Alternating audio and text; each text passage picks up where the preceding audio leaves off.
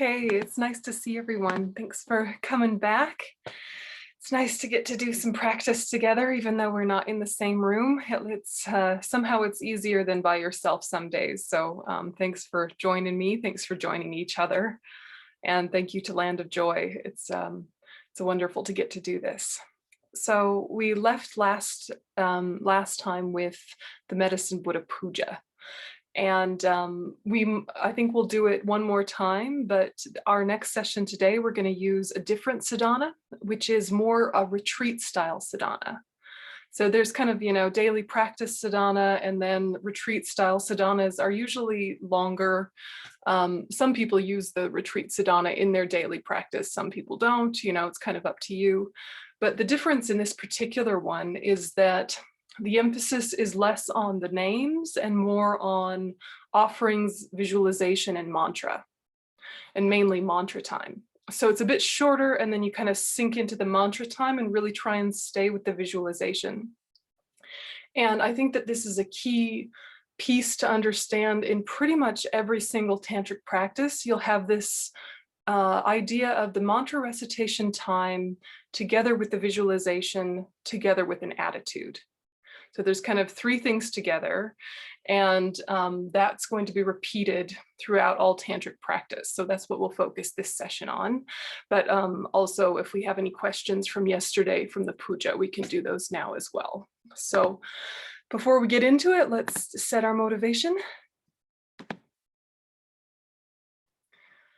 Sangye chudon sogi chunam la jancho padu dani kapsuchi dagi jin sogi pe sonam ki drola penchu sangye drupa sho sangye chudon sogi chunam la jancho padu dani kapsuchi Dagi jinsogi pe sonam gi drola pinche sange drupa sho sange charon sogi chonam la jancho badu dani kapsuchi dagi jinsogi pe sonam gi drola pinche sange drupa sho.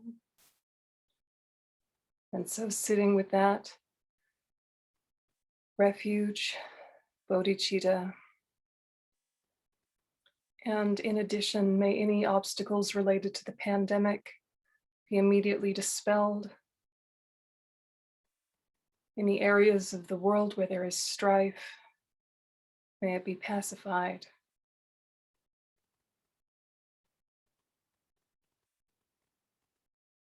May we all recognize interdependence.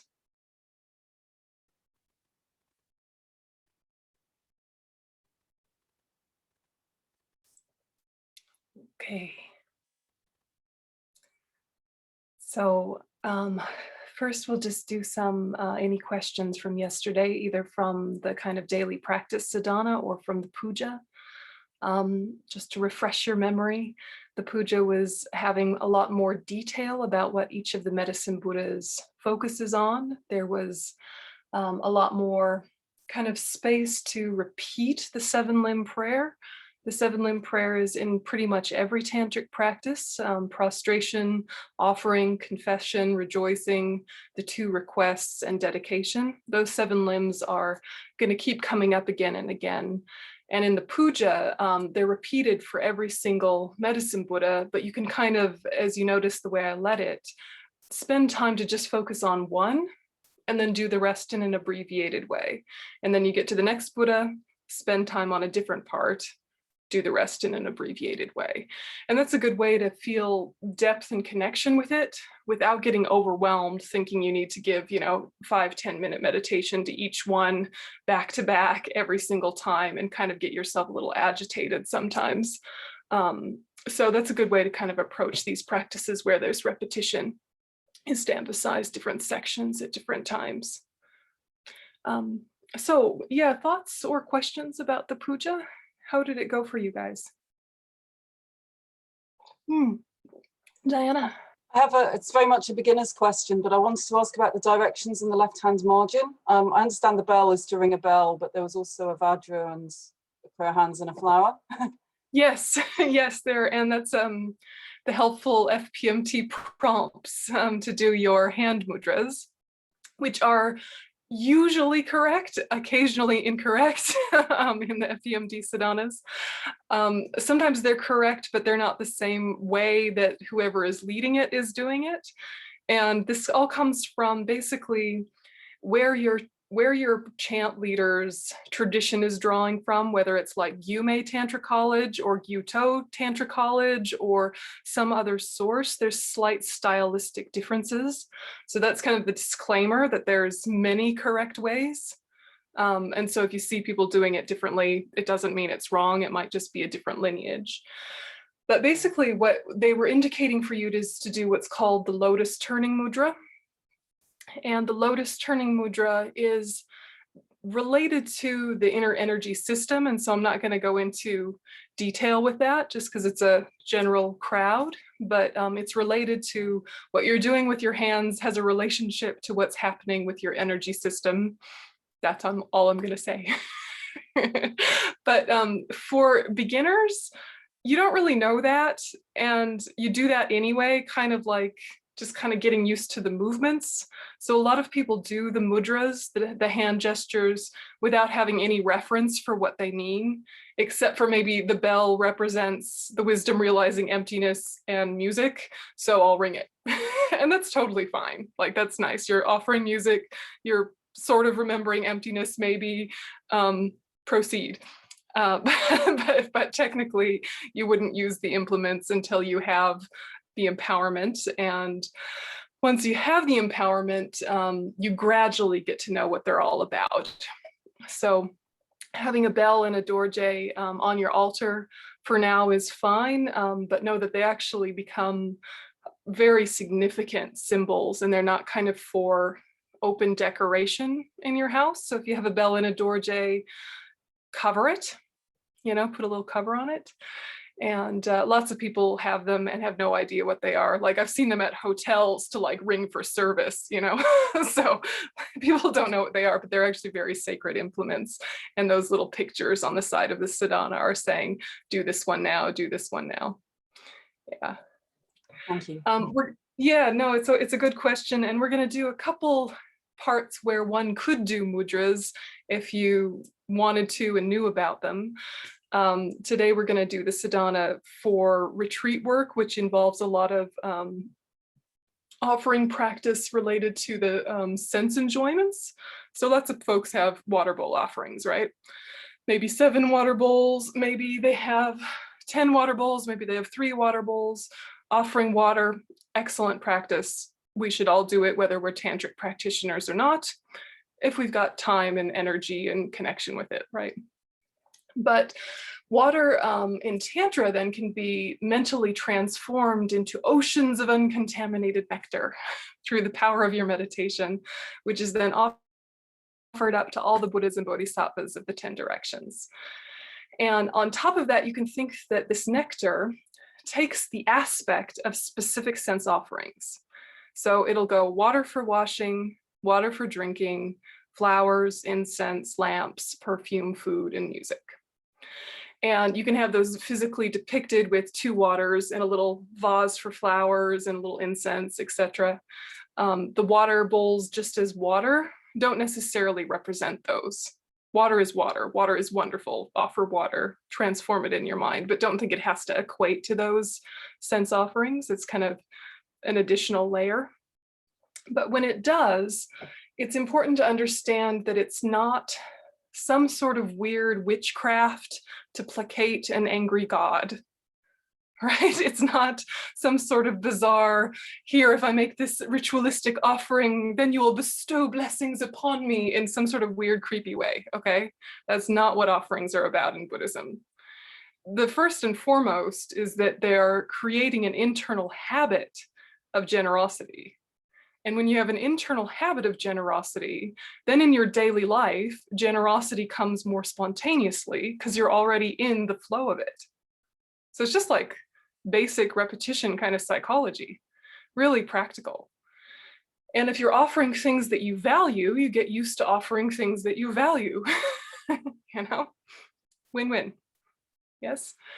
Now, the second layer of that is that these particular offerings were, of course, in India, what you would offer like a VIP coming to your house, right? Somebody fancy coming to your house, you're going to pull out all the stops, right? You're going to make really, you know, beautiful scented water baths and wash their feet, and you're going to offer them refreshments, and you're going to put flower garlands over them, and you're going to wave incense in front of them, but because probably there's a toilet smell happening and you don't want to have them notice that, you know, ancient India, right?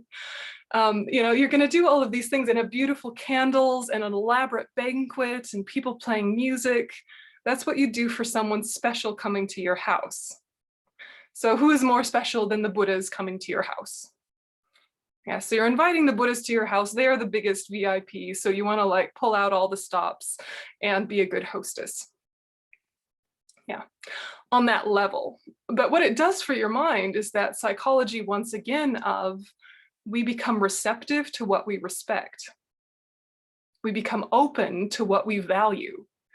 If we're taking something for granted, it kind of just goes over our head and it becomes too everyday. And the sacredness and the profundity is lost on us because we haven't realized that this is special. So daily practice is kind of a paradox because it is daily life and you do want to weave it into daily life in a way that it's almost as if ordinary, but you don't want to make it ordinary in the sense that you'll take it for granted and not touch the depths of it. You know, we don't want to be doing these things just because we should, right? There's no point. Yeah. A good Buddhist does their water offerings, you know, so you do your water offerings even though you're not really sure why, and then, you know, you might accidentally leave them for 3 days and then feel horrible guilt and shame. Oh my gosh, I didn't empty them on time. Oh, the Buddhists don't care, right?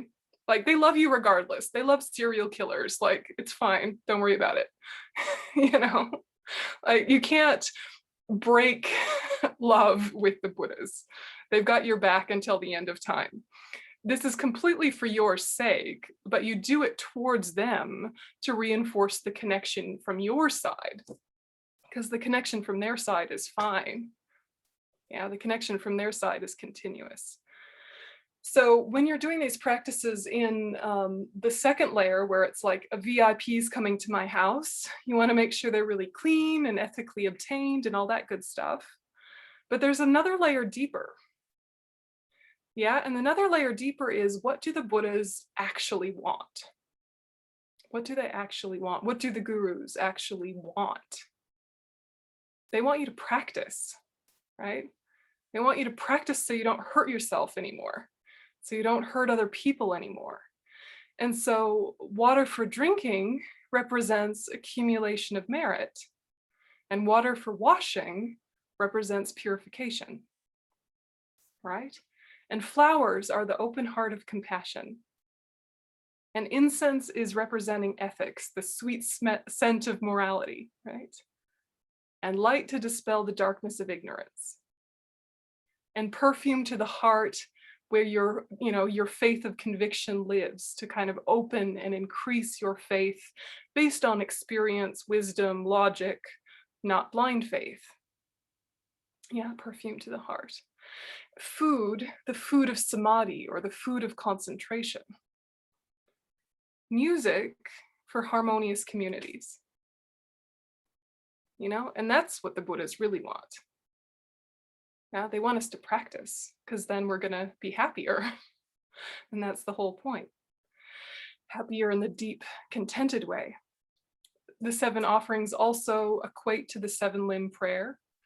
One for each of the 7 limbs. So there's layers upon layers upon layers of meaning, and any version of the meaning that you touch is good practice. But knowing that there are many layers also keeps your mind very engaged and kind of intrigued that there's always more to learn. Yeah, more to go with it. So in the practice itself, when we actually do the offerings, there's gestures that goes with each of the offerings. And the gesture, I guess the first part of the mudra and the last part of the mudra, I'm not going to tell you what it represents, but the middle part is the thing itself. So water, water for washing, water for drinking, flowers, incense. That's what the center part of the gesture means, is here it is the incense, here it is the light, here it is the either end of it is something specific related to the inner energy system, and you can learn about that later when you've got the empowerment. But that's what the center bit is when you see the monks and nuns and maybe the older students do these things. And maybe you even made an educated guess that that was the case, but that's what's going on with the mudras. Yeah, any puja questions? More puja questions? Or things that you've seen at pujas that you weren't sure what they were?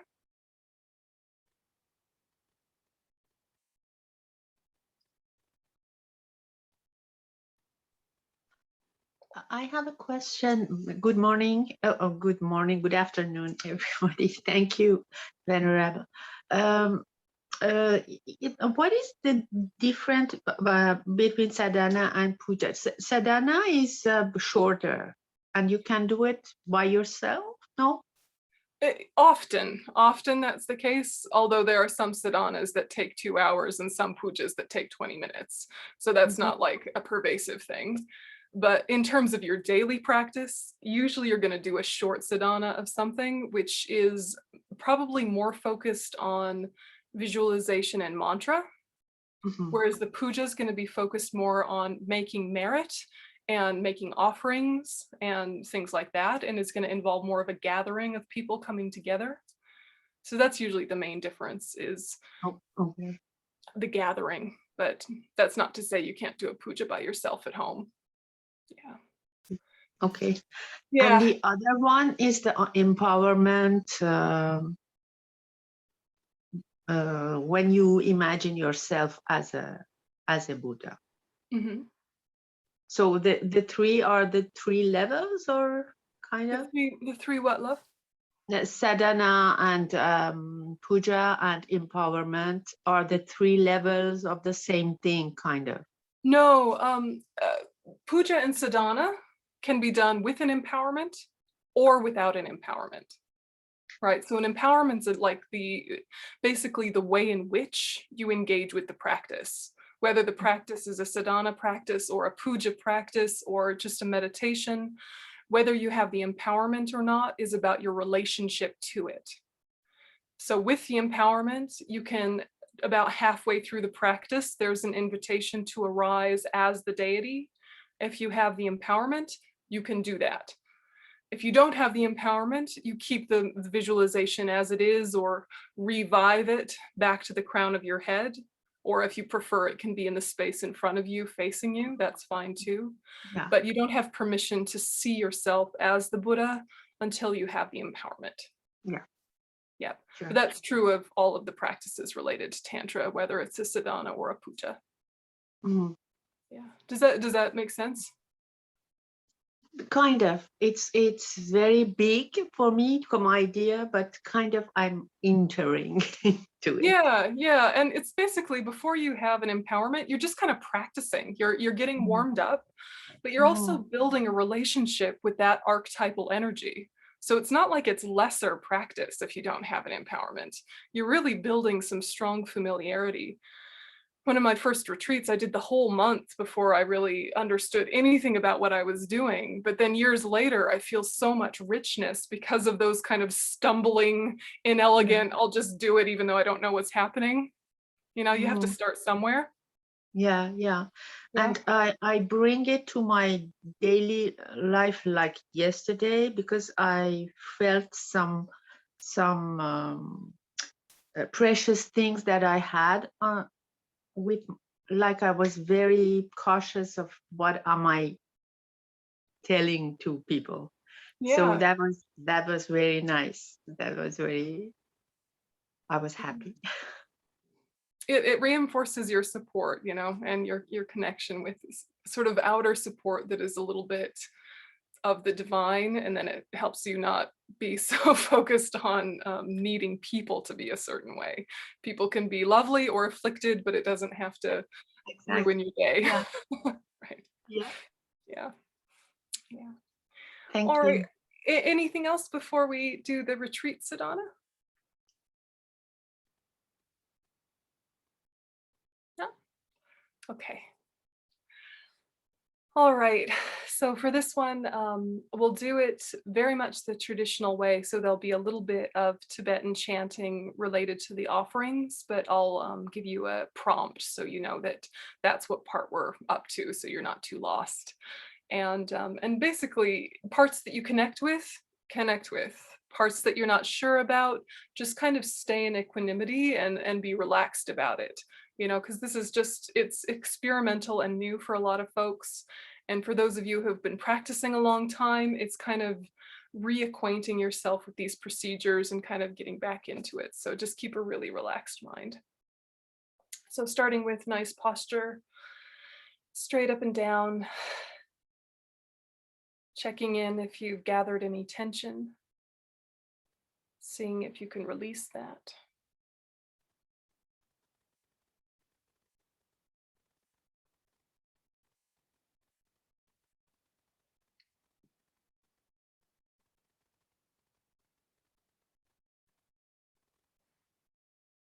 You can imagine that someone has poured water over you that was exactly the right temperature.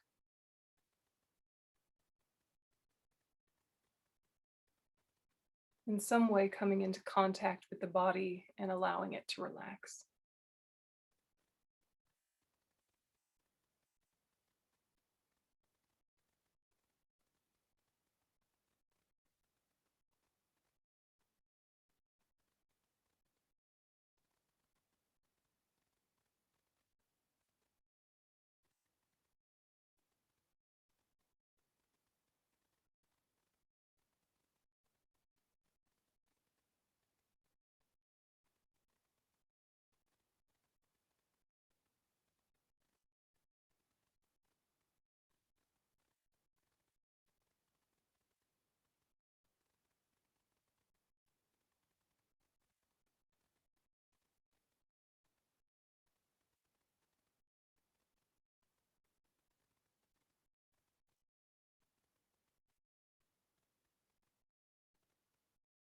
And then with the sound of the bell, shift your focus to the breath.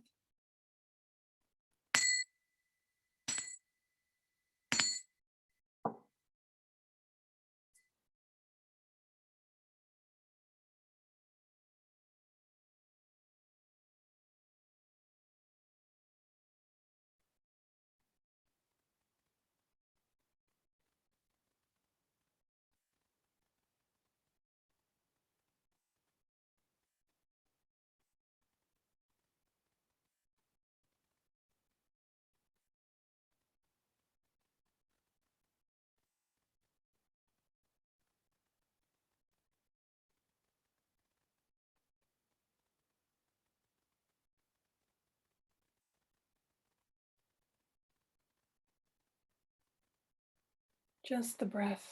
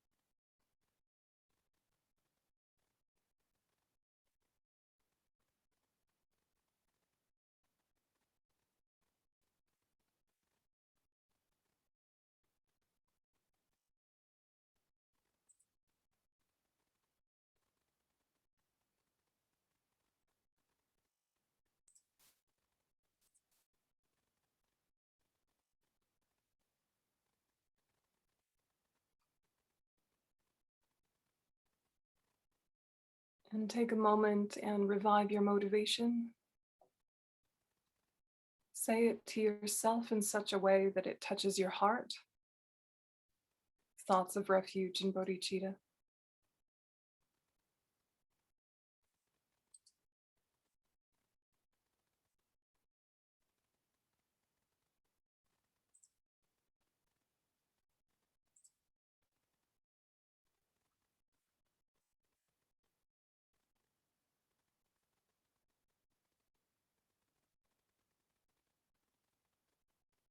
And then visualize about 4 inches above the crown of my head is a lotus flower. In the center of the lotus is a white moon disk.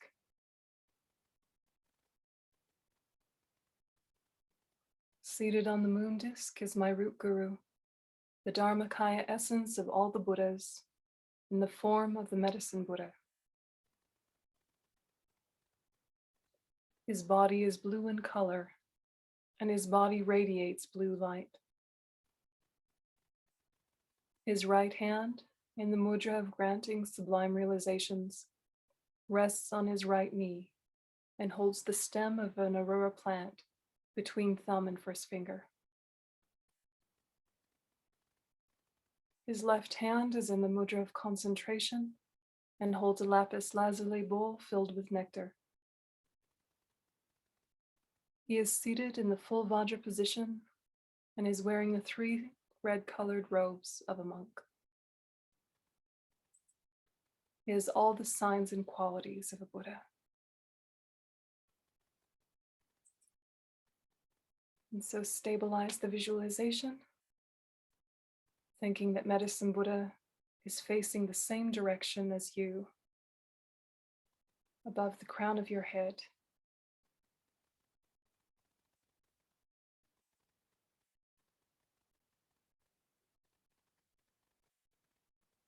Even if it's very simple blue light, try to have the impression that the Guru Buddha is here in this form.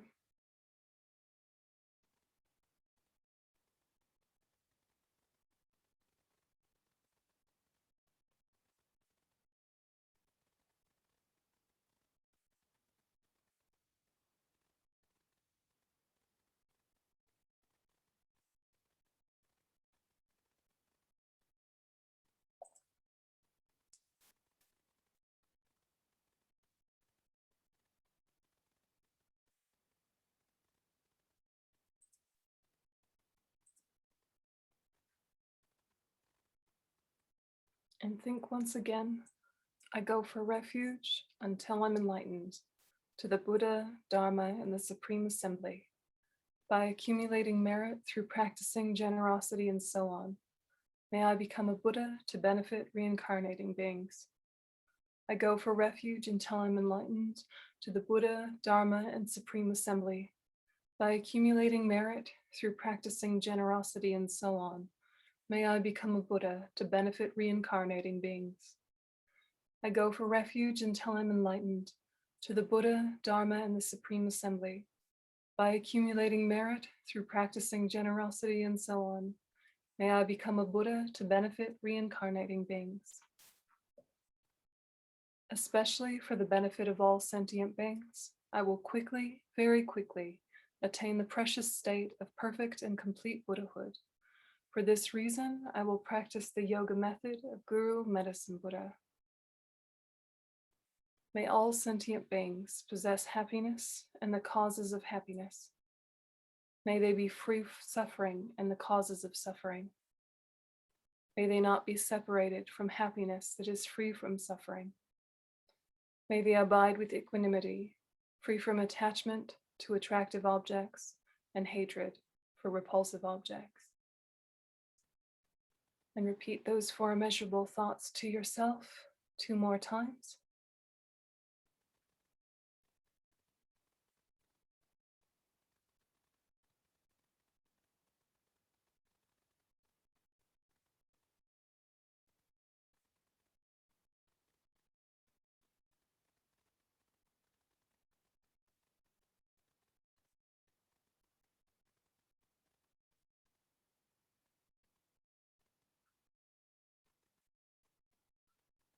Everywhere may the ground be pure, free of the roughness of pebbles and so forth.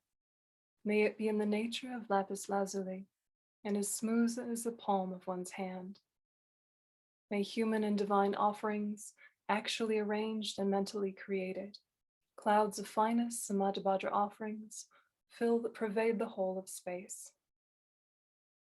And so think that any offerings you have set up, or any offerings that you can picture in your home gampas, or beautiful offerings that you've seen in the past, imagine them now, and imagine them multiplying, filling all of space with beautiful, attachment, desirous sense objects, which you prepare to release your attachment to and offer to the Buddhas.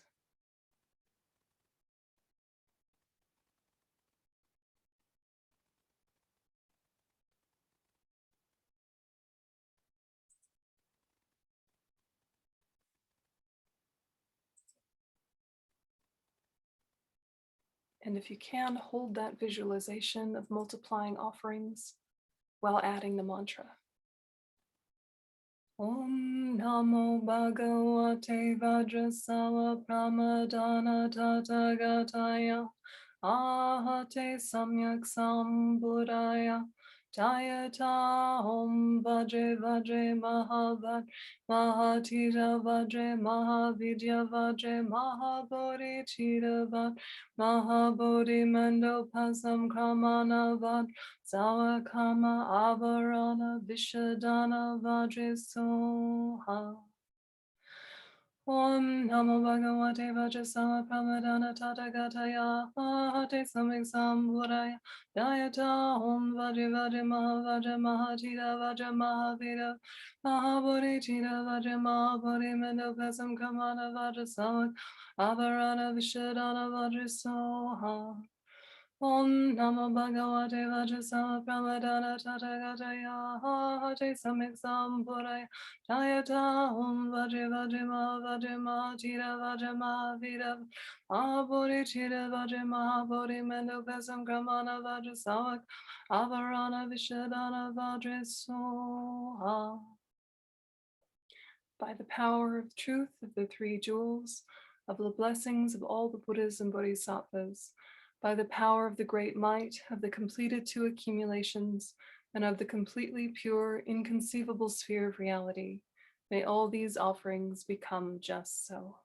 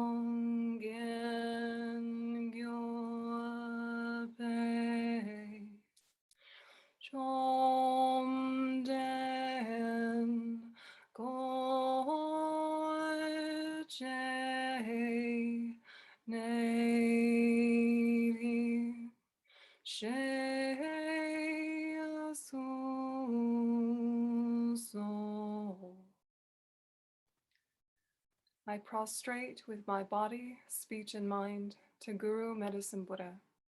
I present clouds of every type of offering, actual and imagined. I declare all my negative actions accumulated since beginningless time, and rejoice in the merit of all holy and ordinary beings. Please remain until the end of cyclic existence and turn the wheel of Dharma for living beings. I dedicate my own merits and those of all others to the great enlightenment. Usaji Apoiki Joshi Ameto Ramri Ramlingji Ni day again body Sangye Jiandu Ni day Uwa Idro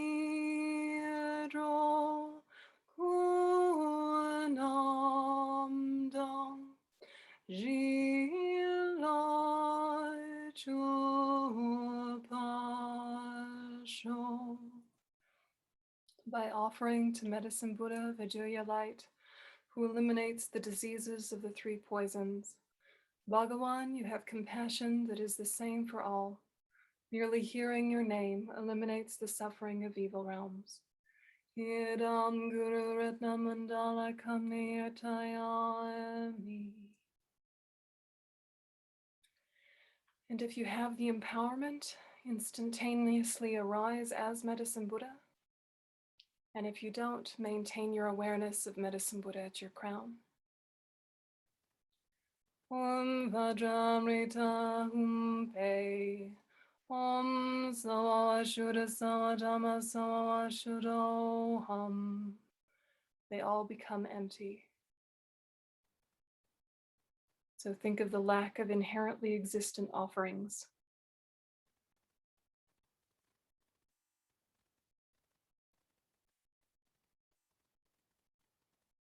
From within the state of emptiness arises Om,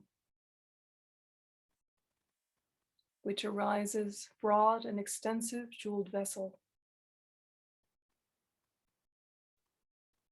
In it is Om, which melts into light. From it arise offering substances, which are clear, unobstructed, and equal to space. So imagine that from emptiness arises water for washing, water for drinking, flowers, incense, lamps, perfume, food, and music. Om Vajragyam Soha, Om Vajrapadyam Soha, Om Vajrapupe Soha, Om Vajradupe Soha, Om Vajraloke Soha, Om Vajragande Soha, Om Vajranude Soha, Om Vajrashapta Soha. Om Sawashuddha Sawadhamma Sawashuddhoham. They all become empty. Everything is empty.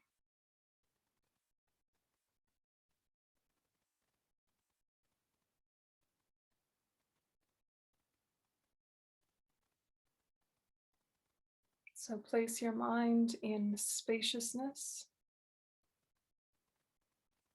that has the background knowledge that everything is empty of inherent existence because it dependently arises. Myself, this practice, Medicine Buddha, results.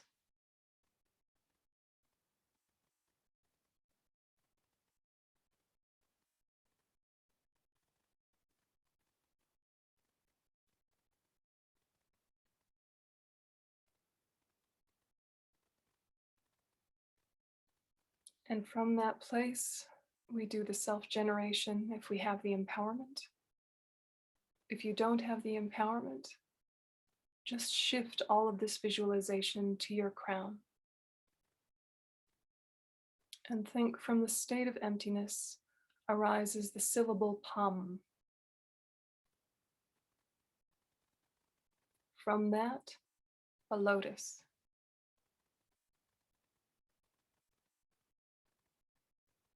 On the lotus appears the syllable ah, which arises as a moon disk.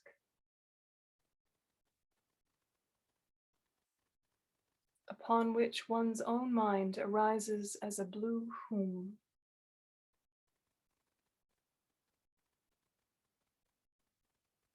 And so stabilize lotus, moon disk, with a hum standing on top of it, upright.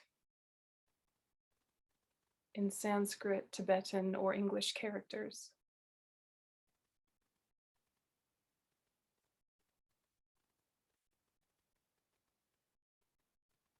From that hum, light radiates, making offerings to Aryas, those who have realized emptiness directly, and establishing the purpose of sentient beings.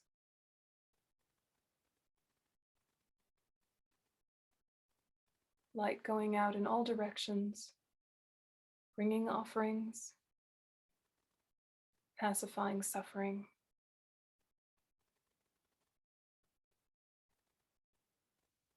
Light to the realized beings, light to the unrealized beings.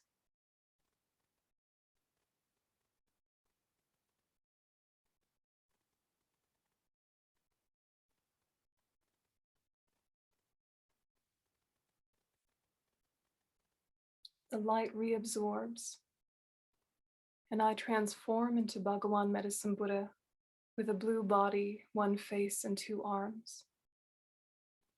Or Medicine Buddha reappears at your crown.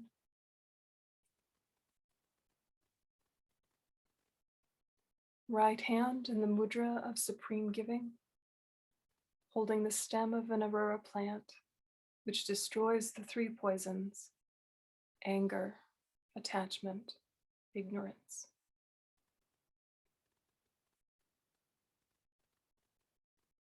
My left hand is in the mudra of equipoise, holding a bowl of nectar. Wear the three Dharma robes, saffron in color. Am adorned with the marks and signs. Abide in the Vajra lotus position.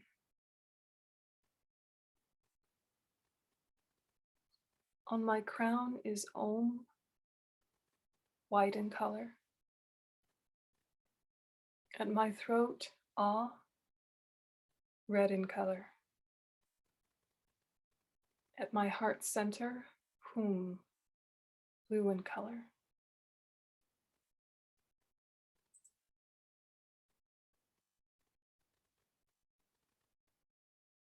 Light radiates from the syllable at my heart, and all the Tathagatas of the 10 directions transform into Medicine Buddhas.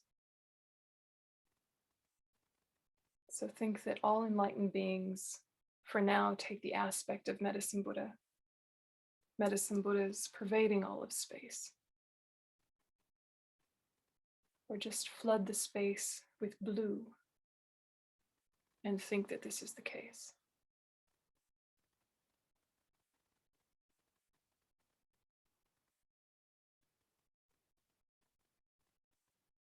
Vajra Samaja Zahum Bam Ho. They dissolve and become inseparable.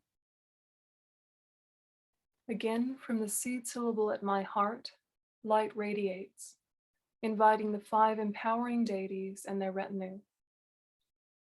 Om Vajra Samaja. May all the Tathagatas confer empowerment on me. Om Vajra Bhava Abhinchincha. And they confer the empowerment on my crown with vase water, filling my body, purifying stains. So you're imagining that Buddhas of all 5 Buddha families come to this space above you with beautiful vases, which they pour over you, which also fills you.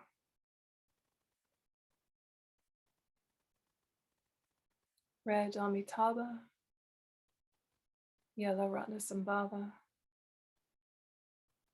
white Virachana, blue Akshobhya, green Amoghasiddhi,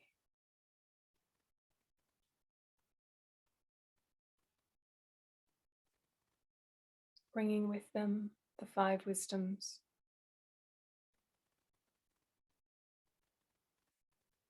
And you become so filled with this nectar that you overflow at the crown. And the excess water that remains on your crown transforms into Akshobhya, who ornaments the main deity, either yourself or the Buddha at your crown. And Akshobhya is also blue, one in nature with your own root guru. But if you do have the empowerment, now you think what you have visualized is true. The Buddha you've built yourself to be is. And if you don't have the empowerment, you think that what you visualized at your crown is not just your imagination, but it has become an invitation for the Medicine Buddhas to abide there. And so they do.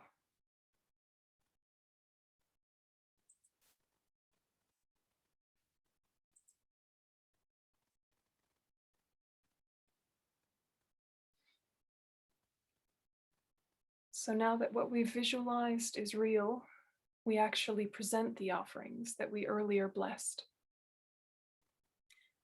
First drinking water, then bathing water, flowers, incense, lights, perfume, food, and music. Om Savar Tathagata Bekanse Guru Vajraya Prabharadzaya Saparivari Agyam Pratisaya Soha Om Savar Tathagata Bekanse Guru Vajraya Prabharadzaya Saparivara Padyam Pratisaya Soha Om Savar Tathagata Bekanse Guru Vajraya Prabharadzaya Saparivara Pure Bay Pratisaya Soha Om Savar Tathagata Bekanse Guru Vajraya Prabharadzaya Saparivara Durbe Pratisaya Soha Om Savar Tathagata Bekanse Guru Vajraya Prabharadzaya Saparivara Aloke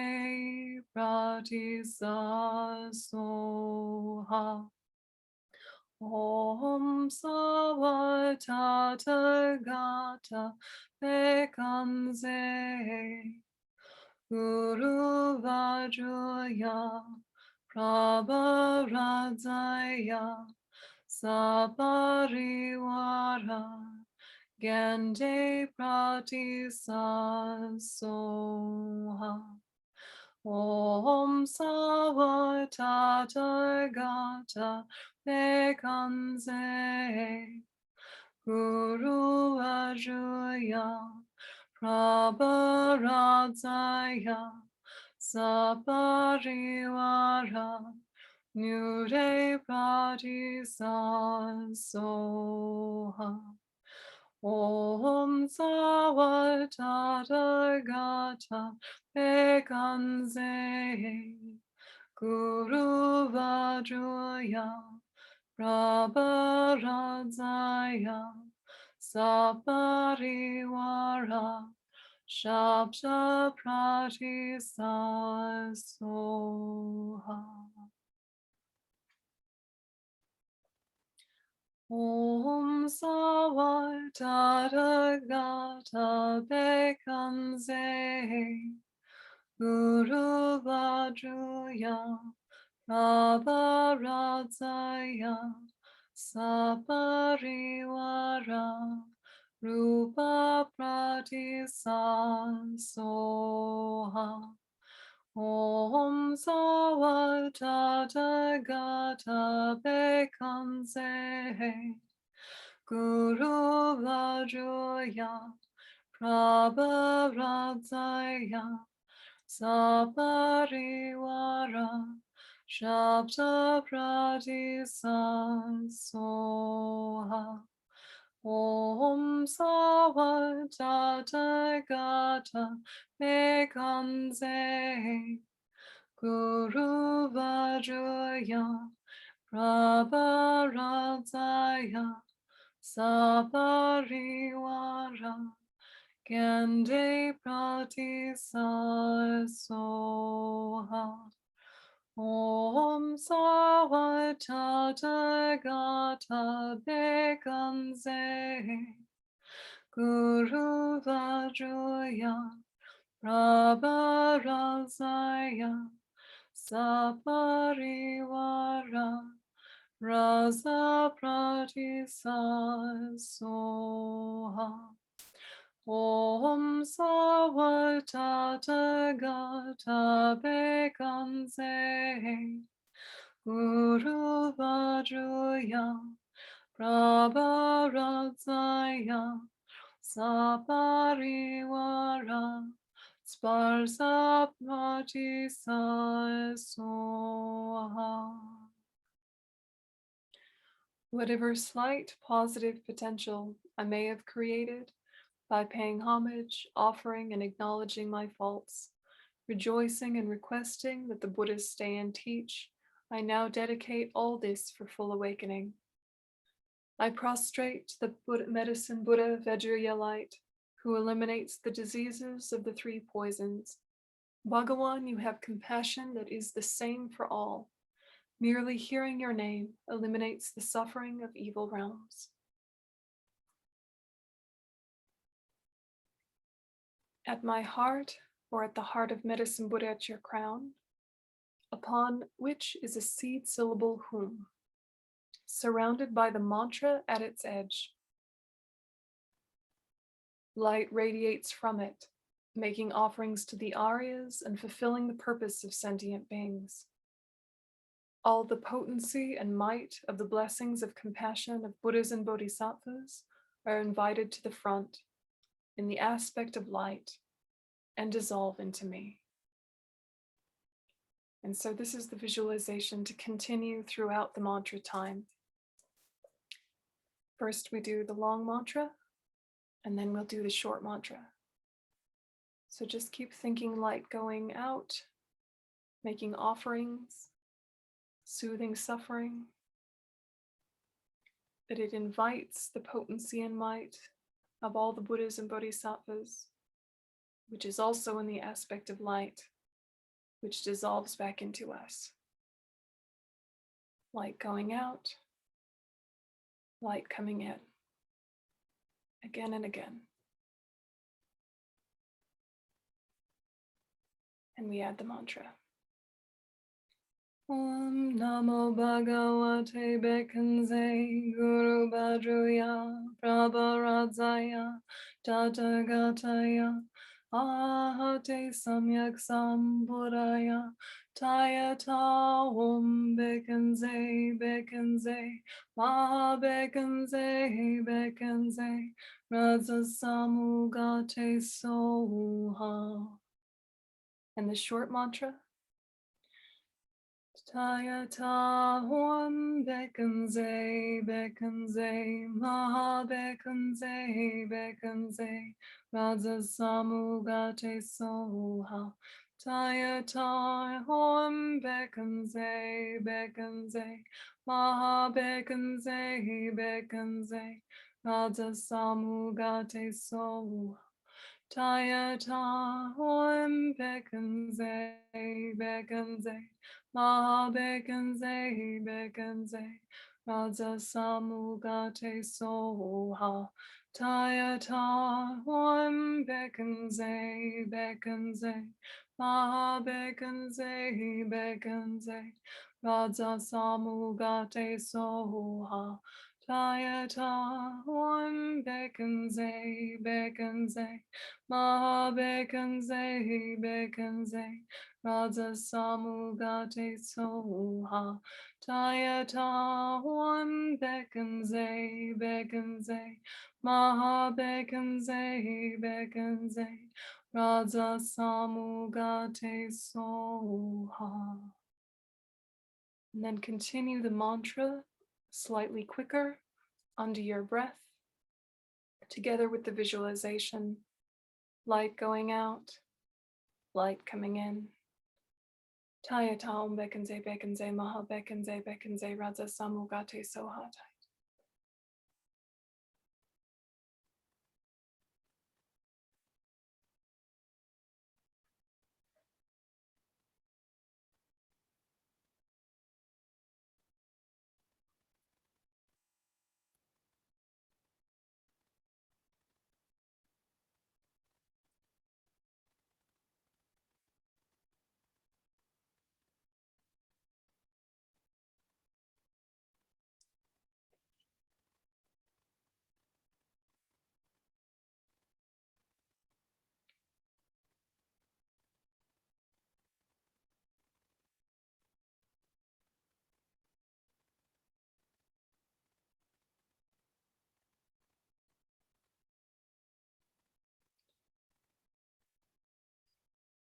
Just keep continuing the mantra together with visualizing light.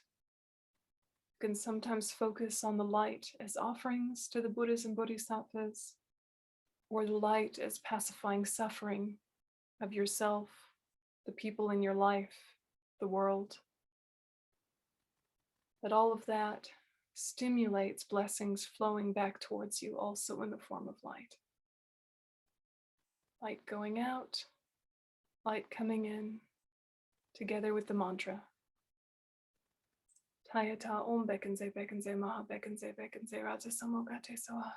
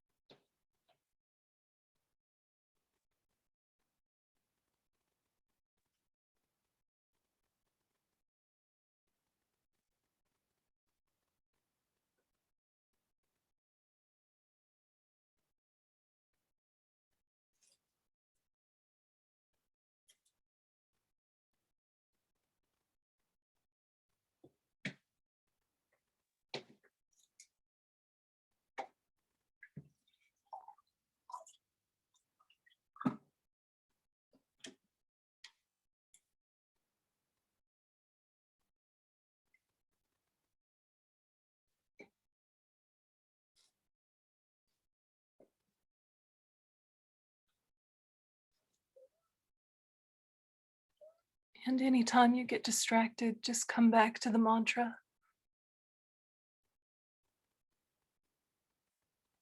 And then weave back in the visualization.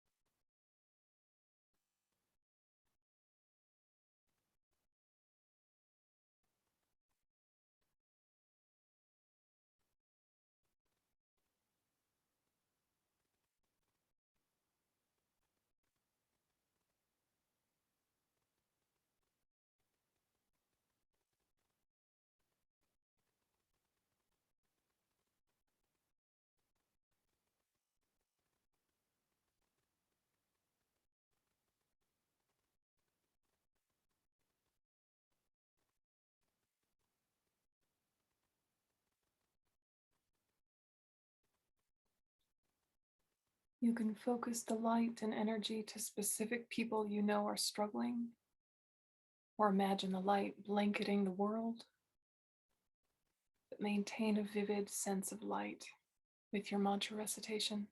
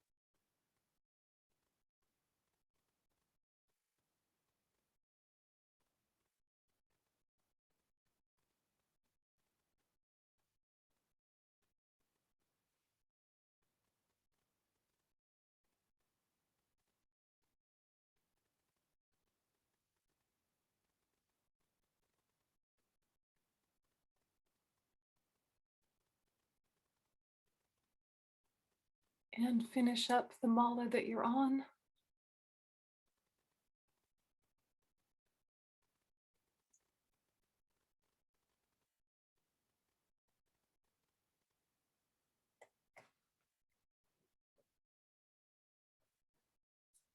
Sayata one bekenze, maha bekenze, raja samugate soha. And then we recite the 100-syllable mantra just to purify any mistakes or omissions. Vajrasattva samaya manupalaya, Vajrasattva deno padisha dido mi bhava, Sutokayo mi bhava, Supokayo mi bhava, Anorakto me bhava, Sawasiddhi me praya, Sawakama sutsa me, Siddham Shriyam Kuruhum ha ha ha ha ho Bhagavan Savatata Gata Vajrabhamemu Vajrabhava Mahasamaya Sattva Ahum Pe Om Vajrasattva Samaya Manubalaya Vajrasattva Teno Padishadira Meba Sudokayo Mebava Subokayo Mebava Anurokto Mebava Sawasiddhi Me Prayasa Sawakama Sutsa Me Siddham Shriyam Kuruhum ha ha ha ho Bhagavan Savatata Gata Vajrabhamemu Vajrabhava Mahasamaya Sattva Ahum Pe Om Vajrasattva Samaya Manupalaya Vajrasattva Dena Padisha Dira Mebo Sudogayo Mebo Subogayo Mebo Anurokto Mebo Sawasiddhi Me Prayasa Sawakamba Sutsam Siddham Shriyam Kurum Ha Ha Ha Ho Bhago Savatata Gata Vajramame Mutsa Vajrabhava Mahasamaya Sattva Ahum Pe.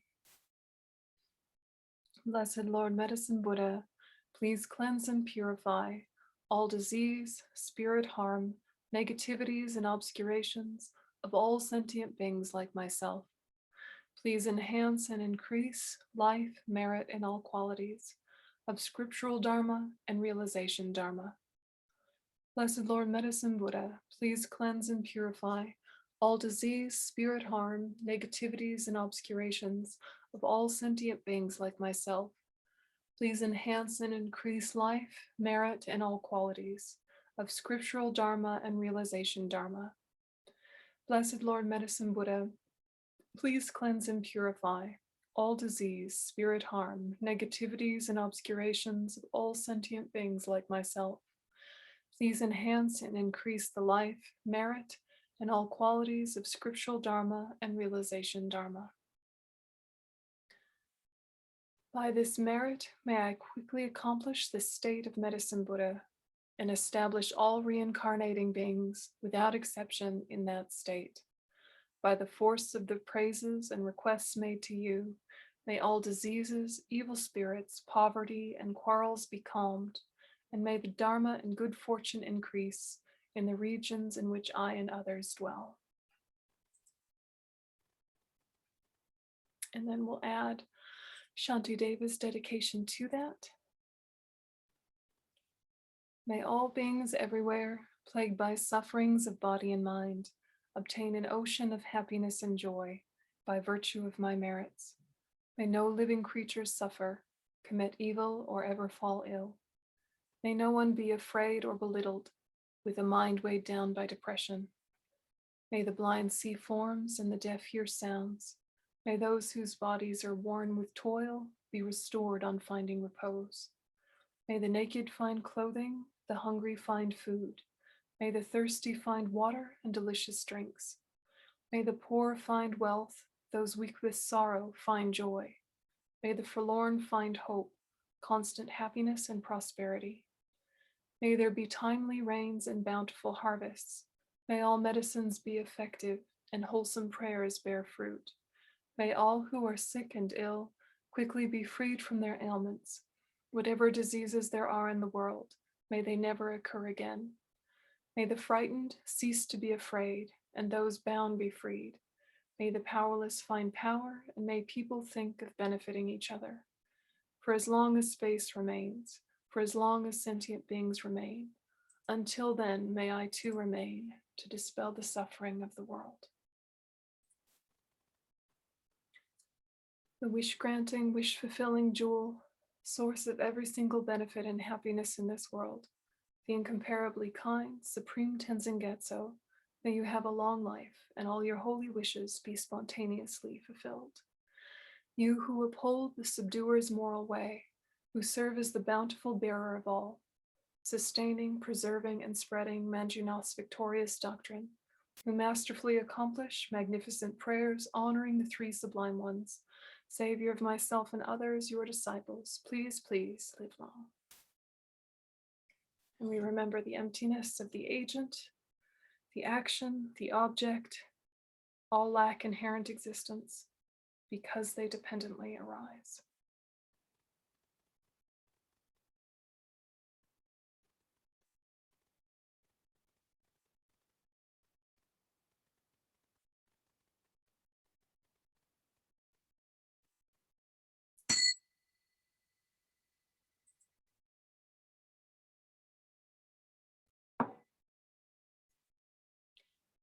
Okay, so that's retreat sadhana style, a lot more mantra time, a little bit more emphasis on offerings.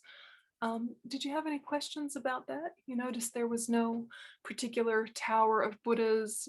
That sadhana didn't include the mandala specifically. It was just kind of medicine Buddha, medicine Buddha. First he's here, then he dissolves, then you become him, or else place him back on your crown. Light, light, light, light. All right, which, you know, is simple in one sense and incredibly profound in another. How did you go with it? How did it sit? Yeah, for me, it was really beautiful, and just the idea of just working with light really simplifies it for me. Yeah.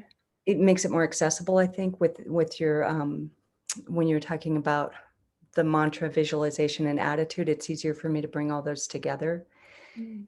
And the thing that I do have the empowerment, and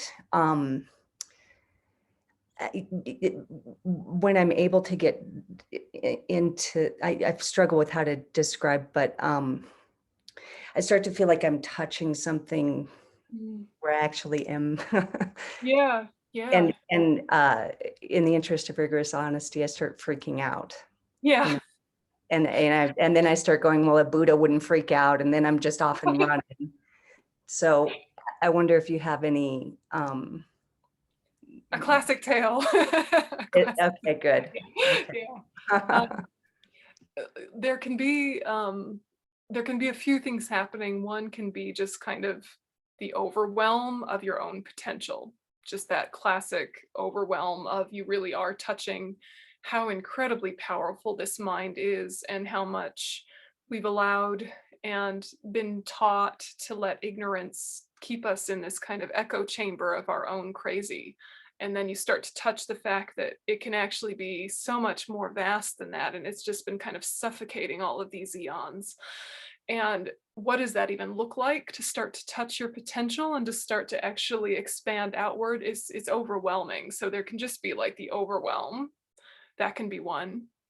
The other one could be that part of you is touching the kind of space of infinite possibility, which is like, you know, echoes or kind of sense of starting to touch emptiness in some way.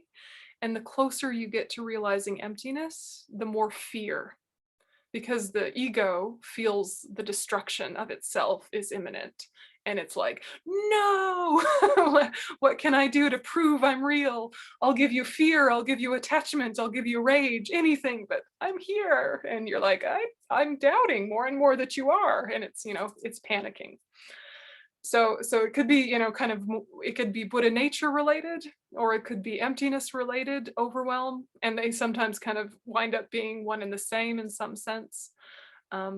So those are things that can happen that in a way are positive fear.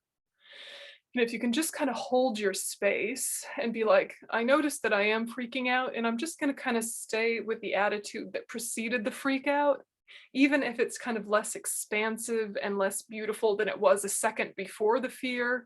I'm going to adopt the attitude that it's the same as it was, and just kind of like hold your seat. And it's almost like a wave crashing over you and it'll run out of gas. The other possibility is the negative or the more obstacle side, which is that you start to touch some of the energy systems just by focusing on any chakra, you're bringing mental energy to it. And it might be unfamiliar to us to be a bit more in control of those than we have been in our life. You know, we all have the feeling of something bad is happening and we have a pit in our stomach or our heart is tight. Like we already have chakra experiences, but they're kind of involuntary. So as soon as we start kind of loosening them up and having things flowing a bit better, it can actually trigger old kind of traumas and old stuck spots and old grief. And we might just be having a good old fashioned emotional catharsis release, which may or may not be ideal. It's kind of like it's just happening. Don't worry about it too much unless you start to feel genuinely out of touch with conventional truth in a way that's making you feel a little mental illnessy. Yeah, and if you're having a little mental illnessy, then go ahead and just pause, have a nap, have a snack, like really basic, like do the, you know, nurture your own self with common sense. And honestly, like this sounds kind of superficial, but it's what all of my teachers have always said whenever someone starts going off the deep end: sleep, eat, sleep, eat. Yeah, just basic, like, and don't even worry, just like comfort food, grounded comfort food. Of course, Tibetans will say butter related food, butter, you'll feel better. If your gallbladder says, I'd rather not have butter, Geshe, thank you, could I have something else? You know, that's fine too. But really, if you are starting to feel like it's not edging towards realization, it's actually edging towards madness, eat and sleep. And really, it's like your own self-awareness is the one that's going to be able to gauge that. And it might be a little ambiguous. So be gentle. I don't know if that helps or if that scared you more. No, it's super helpful. I just have to be, I'm worried that I will always take the have a snack and take a nap option. Yeah, right. So far we have, you know, but, you know, we can try something else. It's, you know, and it's not the end of the world to kind of gauge it incorrectly and have a little bit of madness. It's just, if you have a history of psychotic breaks or if you have a history of severe mental illness, better to edge on the side of caution and be very gentle, because you're still accumulating amazing merit with your practice. Even if there's no like magic happening, it's still excellent momentum and it's good pacing. So if you've already had like really severe mental illness in your background, don't push it.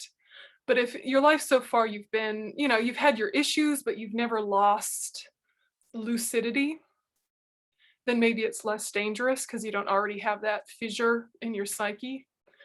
And that's just something to be aware of, especially, you know, people who manage Dharma centers. And, you know, because I know you look after Dharma centers, so I'm kind of saying it to you in a general way to all of you. If you're ever helping look after Dharma centers, know that for students in retreat, that even if their history of mental illness was 20 years ago, if they're starting to push their practice and there's a little bit of agitation that might be going the right direction, but also might be going a bad direction, better to err on the side of caution and just tell them to take a day off and sleep. Yeah, because it can trigger a psychotic break, and I've seen that happen in retreats, and it's really hard for them to kind of claw their way back from. And then they're so embarrassed, and then they don't want to come back to the Dharma Center because they've kind of shown the depths of their mental illness. And we're like, no, it could happen to anyone, but they're embarrassed because who wants to look crazy in front of people, you know? So just, you know, be really kind to yourself. And if you yourself have some history of mental illness that was years and years ago, know that it could still get triggered with Tantra if you push too hard, you know, so don't push too hard. It's that same common sense as with physical exercise. You know, you push enough that you can feel that there's a little resistance, there's a little bit of difficulty, but it's not hurting you. You can feel like it's building and making you stronger. But as soon as it feels like pain, it's too much, you know, ease off. We're not trying to feel the burn, right? Yeah. Yeah, other thoughts or stuff that came up when you were looking at the sadhana? This one? Yeah. Yeah, go ahead. there was a reference you made into it to Akshobhya, Mhm. and I was trying to place that within the practice. I knew a little bit, Buddha of the East Quarter, mirror-like wisdom, and so on. But could you amplify a little bit about that, please? Yeah. So all of the Buddhas fall under one of the 5 Buddha families, whether it's explicitly obvious or not. So probably the most explicitly obvious is like Thousand-Armed Chenrezig literally has an Amitabha head in one of his heads, right? You can, there's white and green and red and wrathful and then Amitabha at the top. So he's just right there, obvious. Chenrezig belongs to the Amitabha Buddha family. It's explicit. With Medicine Buddha and with a lot of these Kriya Tantra Buddhas, it's not obvious until you get into a retreat sadhana which Buddha family they belong to. But if you see the Ushnisha, the little jewel at the top of the bump, they have the bump, but then they have a little jewel at the top of the bump. Some Thangka painters will actually put the head of the Buddha family there instead of the jewel. But some Thangka painters are like, who has the time to draw such a tiny, tiny little Buddha? I'm just going to draw a jewel to represent it. But that's what that little jewel is representing the head of their Buddha family. So the way to find it is usually if there is all of the 5 Buddha families come from all directions, they pour vase water over you, you fill all up with the empowering nectar, and then a Buddha arises at your crown from the excess water. So that is how you know who, which Buddha family the sadhana belongs to, is at that section. And of course, some sadhanas don't even mention that section because it's for a more general audience. But it's interesting to think that Medicine Buddha is, has all 5 Buddha families, all 5 afflictions purified and transformed, but emphasizes anger. You think, but he seems so nice. He doesn't seem like Vajrapani or Yamantaka or some like wrathful aspect. He's a peaceful deity, but he is related to taking the energy of ill will and transforming it into mirror-like wisdom. Mhm. And if you think about what makes us sick, what makes us need medicine, what makes us need healing, so often it's related to anger. What kills your health the quickest, just as in your own physical body, rage that either explodes or implodes into depression. What is it that's making us sick? Often it's related to anger. Not to say that attachment can't do it or blah, blah, blah can't do it, but anger is really very much also what propels the actions that create the cause for literal sickness. So what's the karmic cause for illness and short life? Killing. Usually you kill out of anger, occasionally out of attachment, but usually anger. Yeah, and anger is, often thwarted attachment, so it's not like they're unrelated. But, if you think about why am I sick? Probably old killing karma. Why would I kill? I was annoyed. Like, why do you kill in this life? You're not a mass murderer probably, but why did you smack mosquitoes when you were a kid? You were mad at them. You're like, don't bite me, smack. It doesn't seem like anger, but it is, right? So it helps to kind of think, Medicine Buddha helps us take that agitated, boiling water energy and make it smooth and reflective. It's not like you have to fundamentally change yourself. It's a transformation of energy rather than an antidote to energy, which is what we do in the sutra tradition. Yeah, in sutra, you antidote anger with loving kindness, patience, or the wisdom realizing emptiness. In Tantra, you transform it into healing energy. So that's the relationship with Akshobhya and Medicine Buddha. He's the head of his Buddha family. Yeah, good question. Yeah, any others? Yes, I have a question. Yeah, Nara, go ahead. Or Ladan, whatever. Yeah. Nora? Okay, I have a question, a request, Venerable. Do you do a puja for not empowerment for everybody? Empowerments? No. No, you don't. Nope. Ask your friendly local Geshe. Often they won't either. Ask His Holiness' office. You can always send a letter. Ask Lama Zopa Rinpoche. He gives it a lot. You know, basically keep your ear to the ground for the big lamas that you already have a relationship with. And, you know, like Jado Rinpoche and Yangzi Rinpoche, and there's a lot of Rinpoches that do give this empowerment. In New Zealand, you have Geshe Wangchen. So you just have to kind of get yourself on some mailing lists, which is kind of annoying because then you've got more emails, but then you're going to see the opportunities when they arise, and you can be saving your money to go on your Dharma holiday to get your Medicine Buddha. Yeah. I go to Portland to, yeah. Yep. Ask Yangzi Rinpoche. Yeah. Yeah, he might, and that would be wonderful. I'd come too. Yeah. Thank you. Yep. Nara? Thank you so much, Venerable. I was a bit confused because I have so much respect for all the practices and this practice and you, and I was afraid that I will do something wrong because there was 4 people who have empowerment and who don't have, and I don't have. So there was a bit of confusion. Should I do it? Should I visualize it like that? And what if I did wrong? And I send you the question on the chat, a bit more elaborative. Yep. Oh, and you were asking about if you learned Kagyu mudras, is it okay to do those? And it's if your intention is good, no Zeus is going to shoot lightning bolts at you. Yeah, Zeus is not going to shoot lightning bolts at you.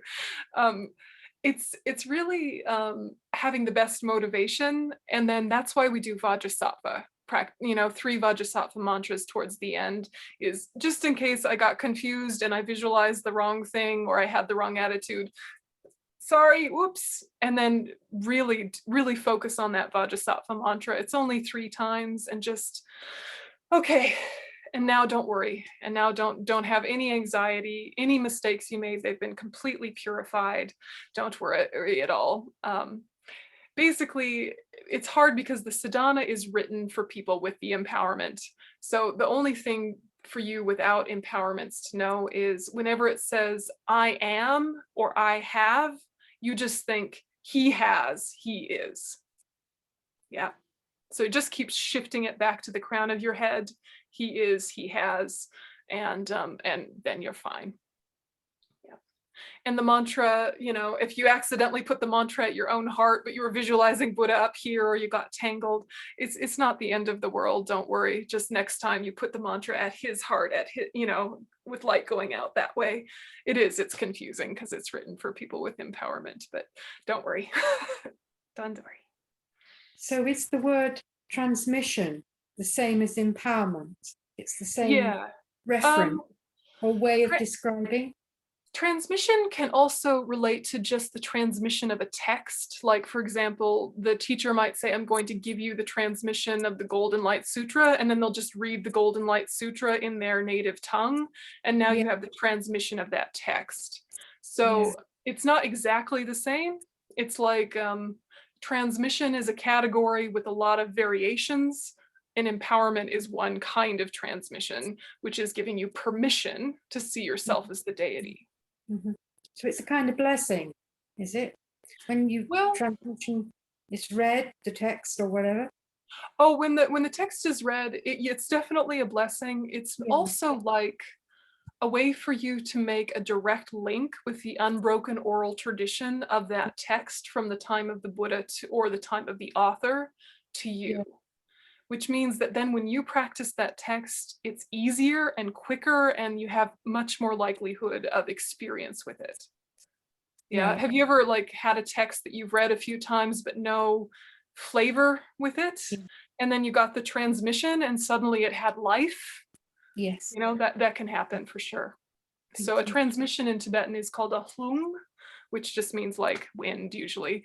But hlung, if someone's giving you a hlung, that's a transmission, an oral transmission, and it can look similar to an empowerment, but it's not exactly the same thing. Thank you. The other English word we use is initiation. Yeah, initiation and empowerment are synonymous. Empowerment's a more modern translation because it gives a better sense of what's actually happening. Yeah. Right. Because it's conveying the sense that you already have Buddha nature. You don't need to be initiated and given Buddha nature. You already have Buddha nature. Now it's getting empowered to come to the forefront and for you to take this result as the path or to ripen through rehearsal. Yeah, other questions before we have a break? Good. Okay, have a think about it. We can have a couple questions before we do the practice again. So I'll see you in about, I guess, 25 minutes. Thank you. Okay.